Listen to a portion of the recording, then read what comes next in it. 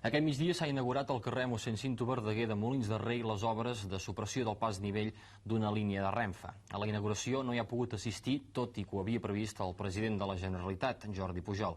El president era aquest matí a la Seu d'Urgell i havia de traslladar-se amb helicòpter a Molins de Rei, però ha cedit l'helicòpter presidencial perquè pogués ser traslladat a Barcelona amb rapidesa un jove que havia patit un accident greu.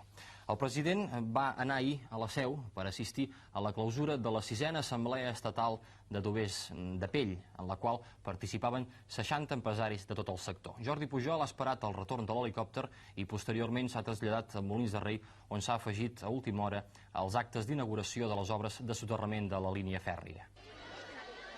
Enmig d'un ambient festiu s'ha celebrat aquest migdia el soterrament de la línia fèrria de Renfe en el tram de Molins de Rei de la línia de Sant Vicenç de Calders. L'esforç econòmic de l'obra, que ha costat 353 milions de pessetes, ha suposat la participació conjunta de la Generalitat de Catalunya, la Diputació de Barcelona, la Corporació Metropolitana de Barcelona, Renfe i l'Ajuntament de Molins de Rei.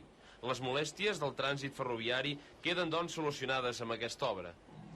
És el resultat d'una reivindicació popular que es va anar generant al llarg d'aquests 129 anys d'existència i que amb l'augment del trànsit, tant d'automòbil com de trens, ens ha anat demostrant que s'havia de soterrar. La celebració ha coincidit amb diversos actes festius com la inauguració de la primera mostra gastronòmica local.